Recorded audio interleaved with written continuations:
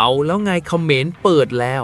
แรงงานนับพันแห่ออกมาลุกฮือเดือดปิดถนนหลวงประท้วงซัดดาวโรงงานจีนพร้อมขู่จะเอาให้จบถึงพนมเปญ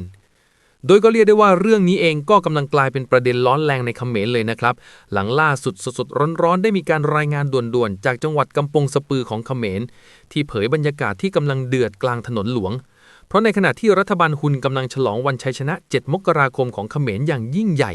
แต่บนท้องถนนหลวงสายสำคัญกลับลุกเป็นไฟ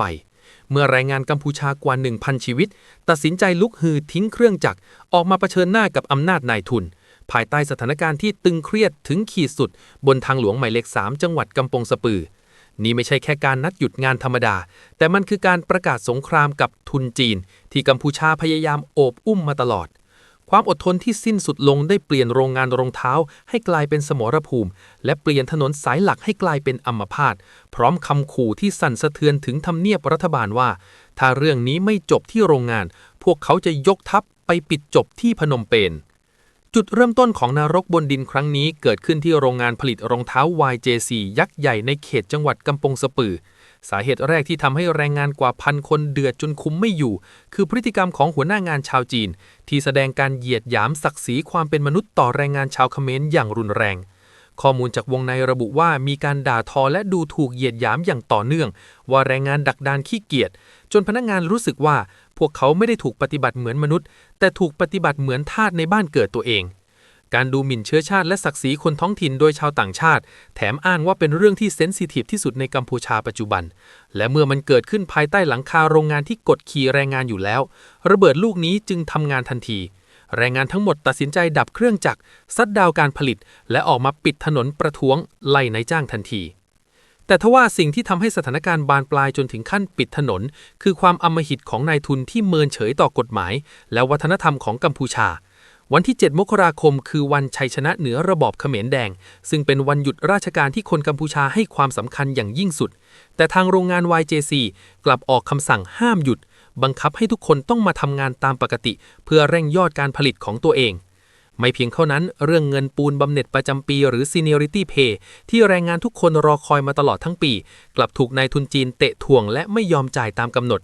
การถูกโกงเงินที่ควรจะได้ผสมเข้ากับการถูกบังคับทำงานในวันหยุดแห่งชาติและการถูกเหยียดหยามศักดิ์ศรีทั้งหมดนี้กลายเป็นเชื้อไฟที่ทำให้นักรบแรงงานกว่า 1,000 คนตัดสินใจเดินหน้าสู่ทางหลวงหมายเลข 3บริเวณตลาดเดิมรอการเพื่อประจานความโสมมของนายทุนรายนี้ให้โลกเห็นอย่างไรก็ตามนะครับการปิดทางหลวงหมายเลข 3ไม่ใช่เรื่องเล่นๆเพราะนี่คือเส้นทางการค้าหลักที่เชื่อมต่อเมืองหลวงไปยังจังหวัดทางชายทะเลการจราจรที่ถูกซัดดาวโดยแรงงานพันชีวิตคือการส่งสัญญาณโดยตรงไปถึงสมเด็จฮุนมาเนตว่าคนกัมพูชาไม่ได้ยอมก้มหัวให้กับทุนจีนเสมอไปหากรัฐบาลยังเลือกที่จะปกป้องนายทุนมากกว่าปกป้องคนชาติเดียวกันคำขู่ที่จะเอาให้จบถึงพนมเปญคือฝันหมายที่รัฐบาลกังวลที่สุดเพราะหากกลุ่มแรงงานจากโรงงานอื่นๆที่ถูกกดขี่ในลักษณะเดียวกันตัดสินใจมารวมตัวกันและมุ่งหน้าสู่ใจกลางเมืองหลวงมันจะกลายเป็นวิกฤตความมั่นคงที่สั่นสะเทือนเก้าอี้นายกรัฐมนตรีได้ทันทีปัญหานี้จึงไม่ใช่แค่เรื่องของโรงงานเย็บรองเท้าแต่มันคือภาพสะท้อนของความขัดแย้งระหว่างคนกัมพูชาเจ้าของแผ่นดินกับทุนจีนที่ถือไพ่เหนือกว่าซึ่งตอนนี้ความขัดแย้งนั้นได้ปะทุออกมาเป็นความรุนแรงบนท้องถนนแล้วสถานการณ์ที่กำปงสปือในนาทีนี้ยังคงตึงเครียดและไร้ทางออกที่ชัดเจนแรงงานยังคงปักหลักปิดถนนประจานความเน่าเฟกของรัฐบาลที่ปล่อยให้นายทุนต่างชาติเข้ามามีอำนาจเหนือคนท้องถิ่นจนถึงขั้นถูกเหยียดหยามเชื้อชาติได้กลางโรงงานนี่คือสัญญาณเตือนไฟครั้งสุดท้ายว่าเมื่อความอดทนสิ้นสุดลงและเมื่อคำปฏิเสธของรัฐบาลไม่สามารถเยียวยาความหิวโหยและความโกรธแค้นได้แรงงานที่เคยถูกมองว่าไร้อำนาจก็พร้อมจะลุกขึ้นมาซัดดาวทุกอย่างไม่ว่าจะเป็นโรงงานถนนหลวงหรือแม้แต่อาจจะบุกไปถึงพนมเปญเองก็เป็นได้นั่นเองครับเรือแกบ้างเรือแกเรือบ้างแกเต็มมาบ้างเรือคนจะไม่มาเรือบ้างแกเรือขาดขาดเรือคนมาเรือคนมาเรือคนมาเรือคนมาเยอะตั้งแต่ก็มาเยอะมากตอนนี้เป็นบองจะทองตัวปัดชื่อจับก็ถือหายจังนะบองมาเยอะที่คอปันเสียงเดี๋ยวมาเยอะตั้งแต่เยอะมาเยอะๆช่างอ่ะมาเยอะมานะ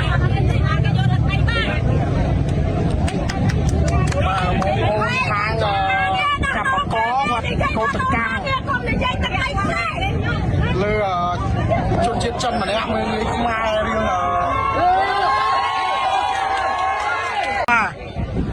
đòi thôi ca bật plei ta mà đòi plei chỉ là bay đi ra rong bên bà giờ còn hai ca bật plei đấy như khang ở bông ô nhưng quạt miền riêng ấy đi tế bên bà miền là su chiên su trong trắng á bông bông bông xong xuống mấy bông đấy cái bắt plei ở đây cái bên nào thôi đằng này bông miền đây cái bắt plei ở vậy đằng này bông thôi bông bắt plei mau làm mà trôi thôi mong tu cá to ba đang không thà tu cá to ba riêng như bông to ba riêng ấy năm nãy bông cái hố hôn cái trên kia này dạ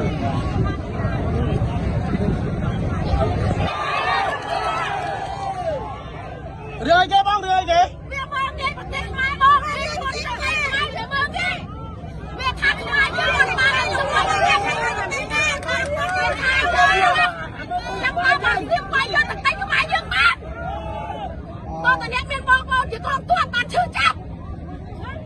có gì hẹp chân cái bông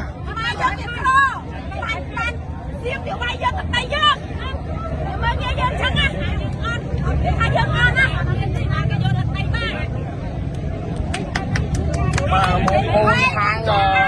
cặp bọc có và cô tự căng lừa chôn chết chân mà đấy mình mai riêng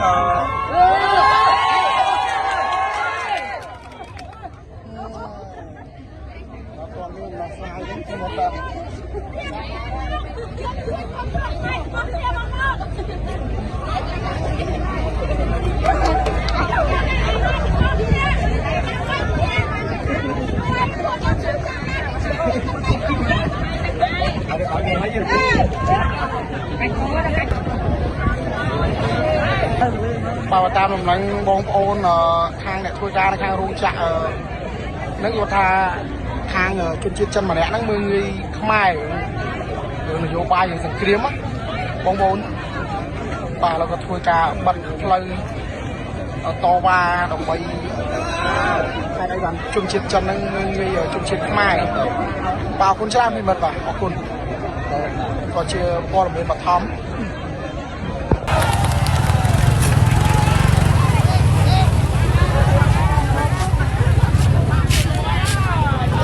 đây cho nó chim Hà Lan đấy kìa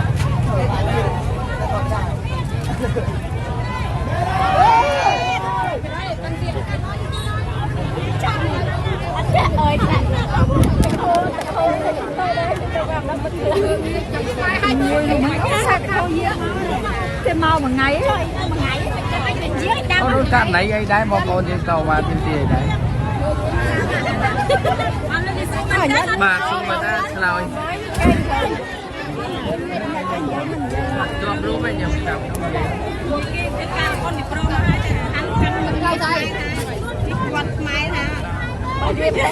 ba chân mương nghe thấy mai mương nghe xôi nó lên nha mương nghe rồi mỗi chân mương nghe mai thằng mai dân ăn miên ở đi chấm đan đây đôi bật tê tê lấy pi ấy đi thay tê lấy pi đi chấm đan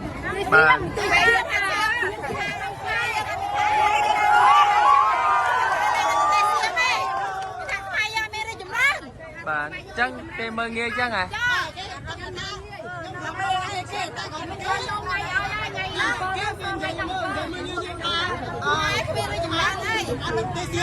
chân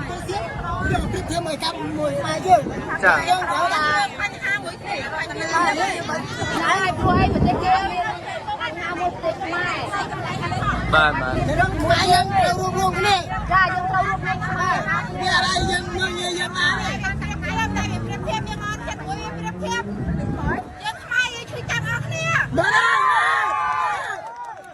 trong mùa hát cứ đời xa cái mưa nghe dữ